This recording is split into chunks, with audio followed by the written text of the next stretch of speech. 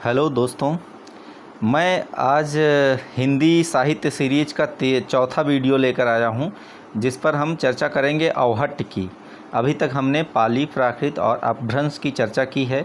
मध्यकालीन आर्य भाषा की जो अंतिम अवस्था थी अवहट्ट, अब हम उसकी चर्चा करेंगे। अवहट्ट का काल 9वीं से 11वीं शताब्दी तक था। जैसे ये 9वीं शताब्दी से लेकर 11वीं शताब्दी तक प्रयोग में लाई जा रही थी।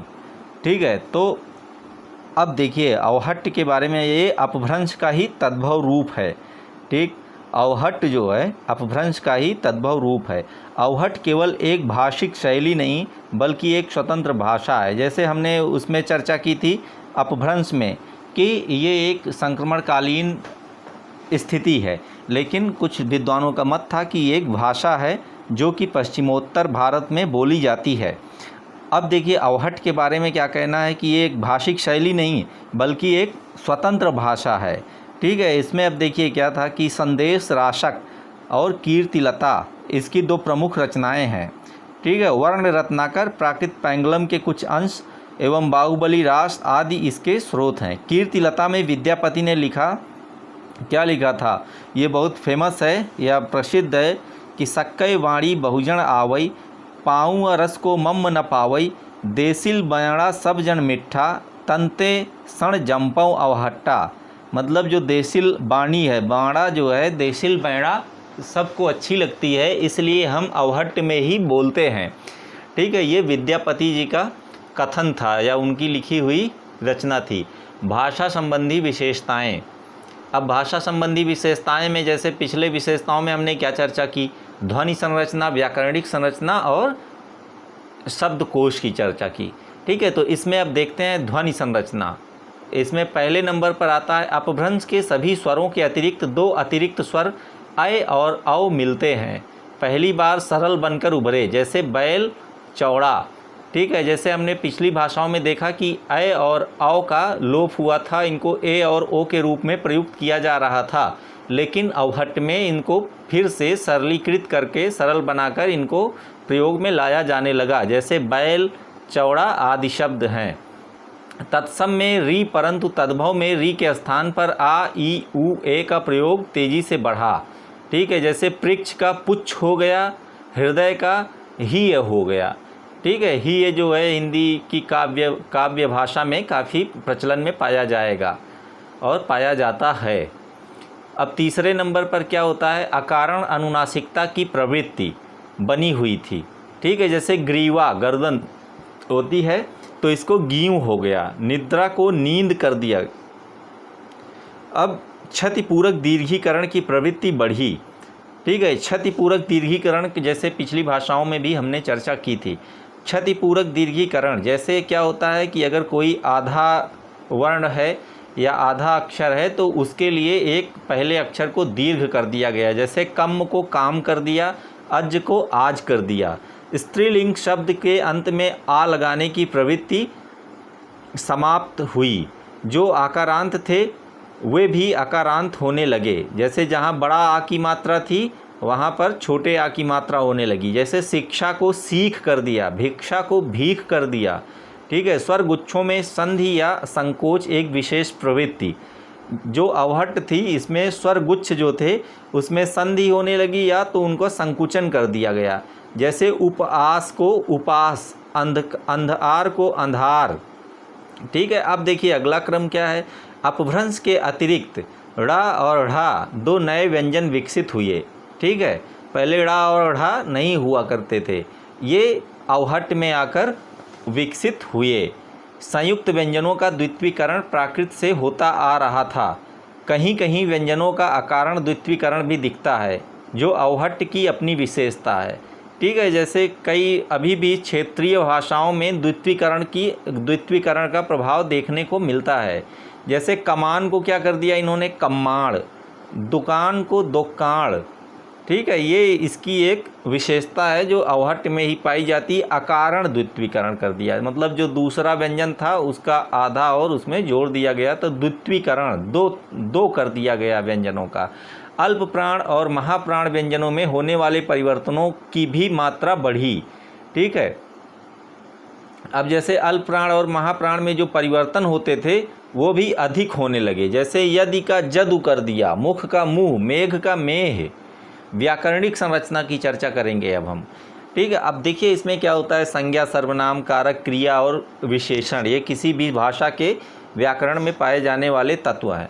तो संज्ञा और कारक व्यवस्था पर चर्चा करेंगे पहले नंबर पर। तो इसमें जो पहला पॉइंट आता है वो आता है सभी प्रातिपदिक स्वरांत हो गए, व्यंजनान की प्रवृत्ति पूर्णतः लुप्त, अधिकांश जो है अकारांत हो गए।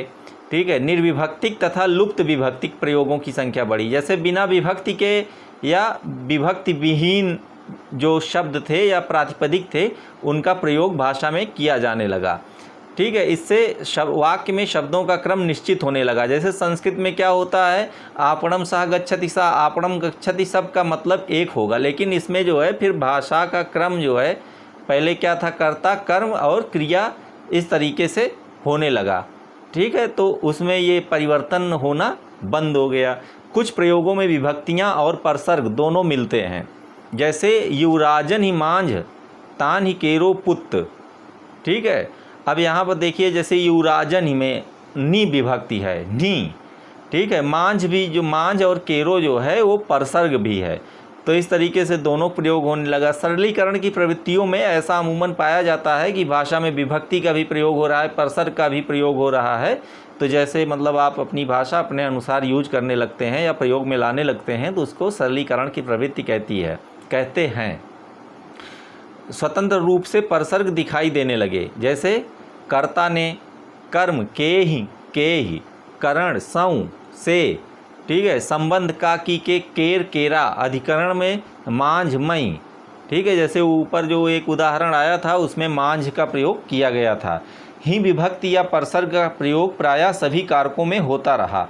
कर्ता की ए विभक्ति को डॉक्टर तगारे ने अवहट्ट की सबसे प्रमुख विशेषता माना है। डॉक्टर तगारे एक भाषा वैज्ञानिक थे, भाषा विशेषज्ञ थे। तो इन्होंने क्या कहा, अवहट्ट की सबसे प्रमुख विशेषता है जो ए विभक्ति का प्रयोग इसमें किया जाने लगा। ठीक है, अब देखिए दूसरा नंबर जो इसमें आ रहा है वो है लिंग संरचना। दो लिंग होने लगे, एक वचन और बहुवचन, जो कि अपभ्रंश में भी हुआ करते थे। नपुंसक लिंग जो संस्कृत का था उसको यहाँ पर लुप्त कर दिया गया। वचन व्यवस्था, दो वचन, एक वचन और बहुवचन, माफ़ कीजिएगा, जैसे हाँ, लिंग संरचना में दो लिंग होने लगे, पुल्लिंग और स्त्रीलिंग। हमने पहले एक वचन बहुवचन कह दिया था तो उसको आप सुधार लीजिए कि जैसे दो लिंग होने लगे। नपुंसक लिंग इसमें से विलुप्त हो गया। कौन से होने लगे, पुल्लिंग और स्त्रीलिंग। ठीक है, उसके बाद वचन व्यवस्था आती है, दो वचन होने लगे, एक वचन, बहुवचन। बहुवचन के कई शब्दों का एक वचन में भी प्रयोग होने लगा। संज्ञा पदों के बहुवचन रूप के लिए न या नी परसर्गों का प्रयोग होने लगा। जैसे हाथन, पुहपुनि। पुहुप जैसे पुष्प का जो तद्भव है पुहुप है, पुहपुनि मतलब कि बहुत सारे फूल, फूल का जो है पुष्प का बहुवचन है। सर्वनाम व्यवस्था, नए प्रयोग देखने को मिलते हैं। ठीक है, जैसे उत्तम पुरुष में मैं, हूँ, मेरा। ठीक है, हूँ भी जो है सर्वनाम है जो कि मैं या हूँ, मैं के शब्द में, मैं के अर्थ में प्रयोग किया जा रहा था। मध्यम पुरुष में तुम, तुम्हार और त्योहार, ये सब जैसे त्योहार, तुम्हारे आज भी कई क्षेत्रीय भाषाओं में प्रयोग में लाए जा रहे हैं। ठीक है, अन्य पुरुष में वह या उन, ये सब सर्वनाम प्रयोग में लाए जा रहे थे। आधुनिक हिंदी से निकटता देखी जा सकती है। जैसे जो ये अवहट्ट है ये आधुनिक हिंदी के सबसे करीब करीब रही है, इसलिए इसको पुरानी हिंदी भी कुछ लोग मानते हैं। अभी पुरानी हिंदी के बारे में भी हम लोग आगे चर्चा करने वाले हैं। और ये विशेषण है, कृदंतीय विशेषणों का विकास तीव्र गति से होने लगा। संख्यावाचक विशेषण भी आए जैसे 7, 10, 20, 50 एवं सार्वनामिक जैसे उतना, जितना, कितना। ठीक है, उतना, जितना, कितना का ये थोड़ा सा तद्भव रूप था। विशेषण आधुनिक हिंदी के काफ़ी निकट दिखाई देते हैं। ठीक है, अब देखिए क्रिया संरचना आधुनिक हिंदी से मिलते जुलते हैं। जैसे इसके धातु क्या होने लगे, जैसे चल, उठ, कह, खा। भूतकालिक कृदंत, भेल, कहल, ये पूर्वी हिंदी में जो प्रयोग होते थे उनके लिए था। पूर्णकालिक क्रिया जैसे उठी, देखिए, सुनिया, देखिए, उठी। वर्तमान कालिक कृदंत में क्या था, लागत, करत, करंता। जैसे लागत, करत ये अवधी या पूर्वी हिंदी की भाषाओं में आज भी देखने को मिलते हैं। प्रेरणार्थक क्रियाएं भी इस समय प्रयोग में लाई जा रही थीं, जैसे करावई, ठीक है, जैसे दूसरों से कराने के लिए करावई या सहायक क्रिया है का भी प्रयोग इसमें किया जाने लगा। अब देखिए हम तीसरे नंबर पर बात करेंगे शब्दकोशीय। शब्दकोशीय विशेषताएं। तद्भव शब्दों की संख्या अभी भी सबसे अधिक रही, जैसे गुंडा, हांडी, ठीक है, और देशज शब्दों का तीव्र विकास होने लगा। विदेशज शब्दों की संख्या काफ़ी बढ़ गई, जैसे कशीदा, खुदा, चाबुक, ये सब क्या से विदेशी शब्द, अरबी, फारसी और इन सब के शब्द जो है तुर्की के आने लगे थे। तत्सम शब्द बुना आने लगे। तब से हमें क्या कहा कि कई एक ही शब्द के लिए कई एक ही शब्द कई शब्दों के लिए प्रयोग होने लगा तद्भव के रूप में, जैसे सूत्र और सूत्र, शत्रु, इनके सब के लिए सुत्त ही यूज होने लगा, प्रयोग में आने लगा। तो क्या करते हैं कि फिर से तत्सम की तरफ रुख किया या उसकी तरफ अपना तत्सम शब्दों को फिर से प्रयोग में लाने की प्रवृत्ति अवहट में भी बढ़ती है। उत्तम, कटाक्ष, पृथ्वी आदि ऐसे शब्द हैं। निष्कर्ष में देखते हैं कि हिंदी की आधुनिक बोलियों का मूलभूत स्वरूप दिखाई देने लगा, ठीक है। वास्तविक उदाहरण से प्रवृत्तियों का प्रत्यक्ष परिचय देख सकते हैं। जैसे अब देखिए इसका अवहट में एक दोहा है, संदेशणऊ सबित थरऊ पट गई कहण न जाय, जो कामंगुली मुंदणऊ सो बाहड़ी समाई, ठीक है। अब ये संदेश राशक का एक दोहा है कि संदेशणऊ सबित थरऊ पटमई कहण न जाय, जो कामंगुली गुण मूंदणऊ सो बाहड़ी समाई। तो पहले जो है दोहा शब्द जो है वो बहुत दोहा छंद प्रयोग में लाया जाता था, तो ये संदेश राशक का दोहा है जिसे उदाहरण के तौर पर आप कहीं भी प्रयोग कर सकते हैं, ठीक है। जैसे अवहट के बारे में लिख रहे हैं तो एक उदाहरण के तौर पर इस दोहे को आप लिख सकते हैं। अब देखिए पुरानी हिंदी की बात कर लेंगे। थोड़ा हम लोग तेज़ चलेंगे क्योंकि हमारे अभी एग्ज़ाम तो टल गया है, लेकिन फिर भी हमें थोड़ा सा तेज़ चलना है रिवीजन के लिए। आप पहले से पढ़ेंगे, इसको रिवीजन करेंगे तो आपके लिए काफ़ी फ़ायदेमंद होगा। अब जैसे पुरानी हिंदी, प्रारंभिक हिंदी, ये 13वीं से 14वीं शताब्दी तक। जैसे पुरानी हिंदी, नई हिंदी के स्वरूप के विकास से पहले जो हिंदी थी, अवहट के बाद की दशा, उसको पुरानी हिंदी कहा गया, ठीक है। तो ये कब था, 13वीं और 14वीं शताब्दी में। चंद्रधर शर्मा गुलेरी एक थे। तो पुरानी हिंदी आज तक प्रचलित अध्ययन के स्रोत जो है, चंद्रधर शर्मा गुलेरी ने इसको पुरानी हिंदी का नाम दिया था। आज तक जो प्रचलित अध्ययन के स्रोत हैं वो क्या हैं, रोडा एक कवि थे, तो उनकी जो रचना है राउर बेली सबसे प्रमुख स्रोत है। भाषा संबंधी विशेषताएं अब चर्चा करेंगे। तो सबसे पहली जो विशेषता हम लोग चर्चा करते आए अभी तक भाषाओं में, वो कौन सी है, ध्वनि संबंधी विशेषताएं। अय और औ का अब व्यापक प्रयोग होने लगा।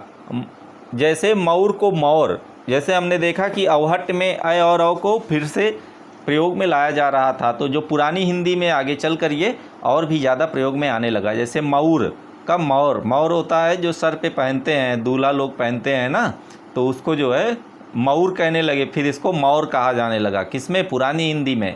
सभी शब्द स्वरांत होने लगे। व्यंजनांत शब्द जैसे महान या हलंत लगा के जो शब्द प्रयोग में लाए जाते थे वो नहीं होते थे।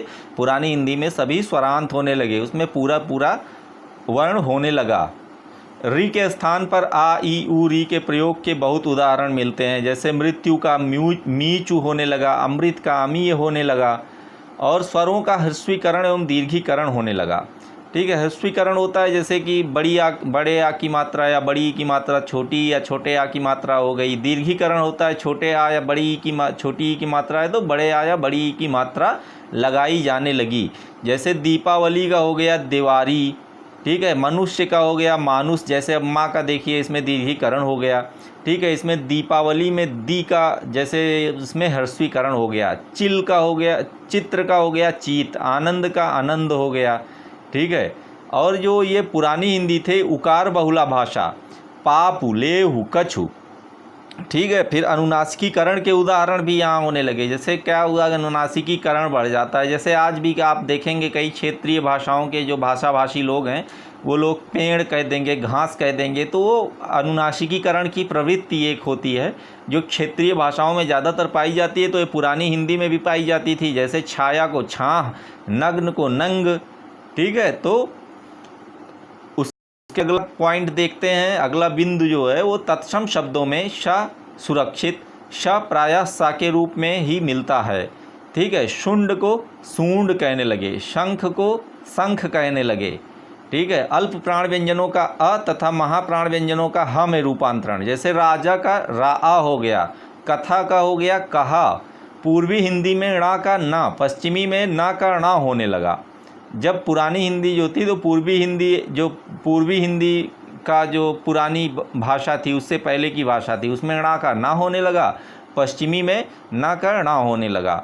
जैसे घृणा का घिन, चरण का चरण, और जैसे पश्चिमी में सुजान का सुजान, पठान का पठान। स्वर भक्ति की प्रवृत्ति बनी रही, जैसे प्रकार को प्रकार कर दिया गया। जैसे ये सब सरलीकरण की प्रवृत्तियाँ होती हैं कि जो कठिन शब्द हैं या कठिन अक्षर हैं उनको सरल कर कर बोला जाए। प्रकार को, जैसे प्रकार था तो उसको प्रकार कर दिया। संयुक्त व्यंजनों में से एक ही रहा, जैसे स्कंद को कंधा, प्रिय को पिय। ठीक है, संयुक्त व्यंजनों का प्रयोग मतलब घटाने लगे, उसमें से एक ही शब्द में ही उसको इस्तेमाल किया जाने लगा। क्षतिपूरक दीर्घीकरण, जैसे क्षतिपूरक दीर्घीकरण एक बहुत ही महत्वपूर्ण प्रवृत्ति है, जिसमें क्या होता है कि अगर किसी वर्ण की क्षति होती है, किसी अक्षर की क्षति होती है, तो उसका फिर दीर्घीकरण कर दिया जाता है जो पहला अक्षर होता है। जैसे पृष्ठ को पिठ किया गया, पिठ से पीठ हो गया, पर्ण से पर्ण, पर्ण से पान हो गया, पुत्र से पुत्र, पुत्र से पूत हो गया। जैसे जो राजपूत में पूत होता है तो वो पुत्र शब्द का ही विपर्यय है। क्ष पूर्वी हिंदी में छ तथा पश्चिमी में खा होने लगा। ठीक है, क्ष का भी उच्चारण बहुत कठिन है, तो इसको जो है धीरे धीरे मॉडिफाई कर दिया गया। और लक्ष्मण को जैसे लक्ष्मण कहा जाने लगा पूर्वी में, और पश्चिमी में जो है लखन कहा जाने लगा। ल और र एक दूसरे के स्थान पर प्रयुक्त होने लगे, इसको व्यंजन विपर्यय भी बोलते हैं। या व्यंजन विपर्यय क्या, व्यंजनों का एक दूसरे के स्थान पर प्रयोग होना। जैसे सरिता का सलिता, उज्ज्वल का ऊजर। व्याकरणिक संरचना की चर्चा कर लेते हैं। संज्ञा व कारक व्यवस्था। ठीक है, व्याकरण में क्या होता है, संज्ञा होती है, विभक्ति और कारक होते हैं, उसके बाद सर्वनाम, क्रिया, विशेषण। तो ये सब व्याकरणिक तत्व हैं, तो इन पे हम चर्चा कर लेते हैं। प्रसर्गों का विकास काफ़ी तेज़ी से हुआ। ठीक है, कुछ प्रसर्ग जैसे ये हैं कि कर्ता ने, नए, कर्ता के लिए ने और नए प्रयोग में लाया जाने लगा। कर्म के लिए को, कूँ। ठीक है, करण के और अपादान के लिए एक ही शब्द प्रयोग होते थे, मतलब एक ही जो प्रसर्ग थे वो प्रयोग में लाए जाते थे। ठीक है, जैसे करण में क्या होता है, से, द्वारा के लिए, जैसे मैं साइकिल से जाऊंगा। अपादान से अलग होने के लिए, जैसे पेड़ से पत्ते गिर रहे हैं।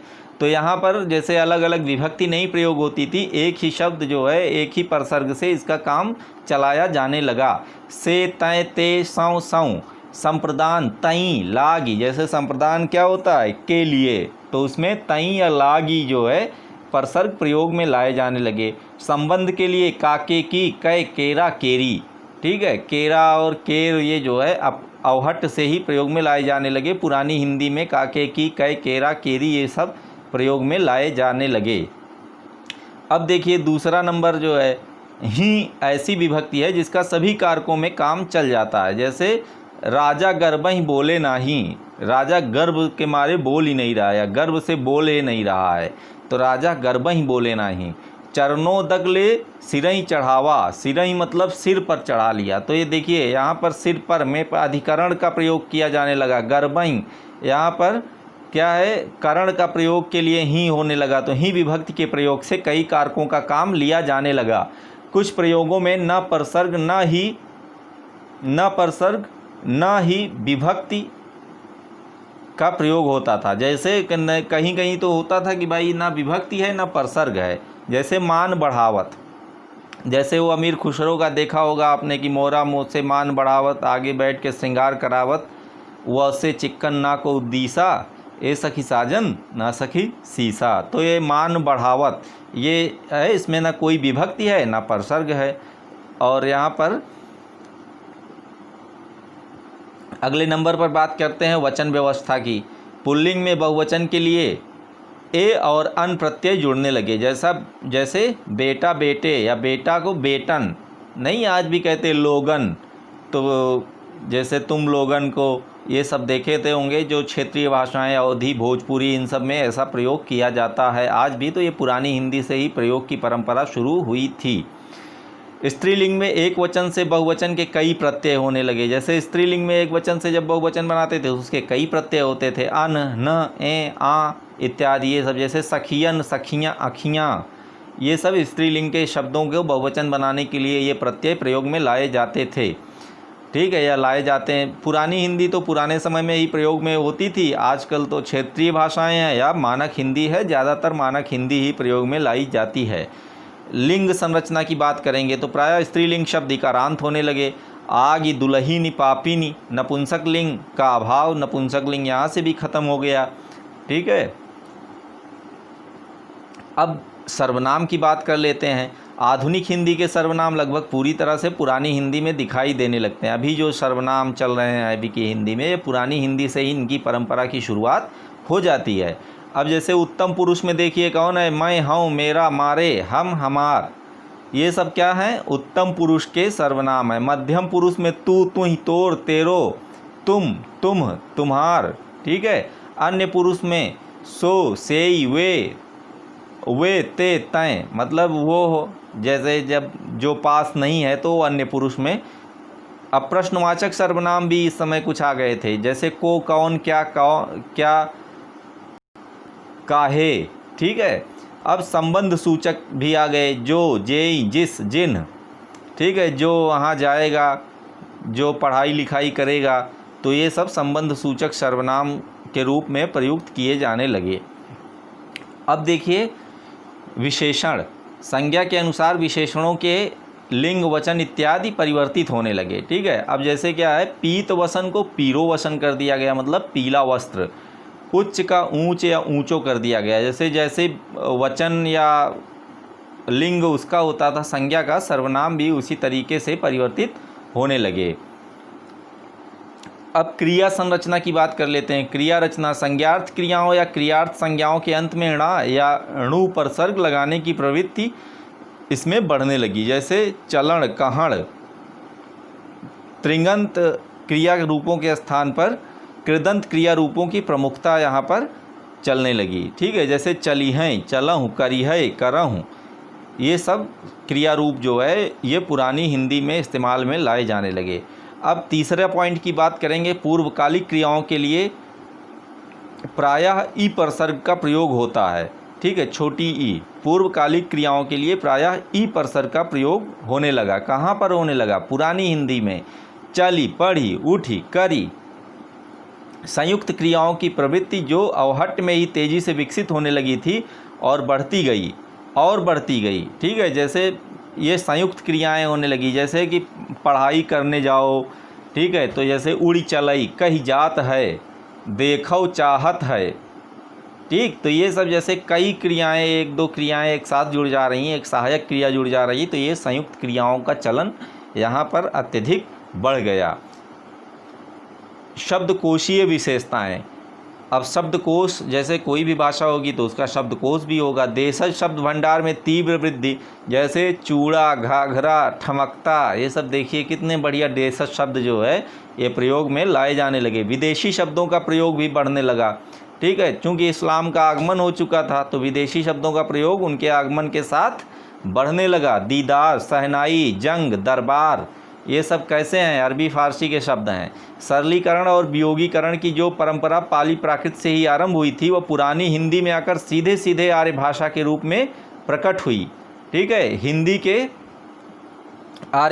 के जो स्वरूप को सिद्ध करने के लिए पुरानी हिंदी में आकर लगभग सारी चीज़ें प्रयोग में होने लगी थीं जो आगे चलकर हिंदी के विकास का कारण बनी। ठीक है, तो देखिए हम पुरानी हिंदी तक आज यहीं तक चर्चा करेंगे।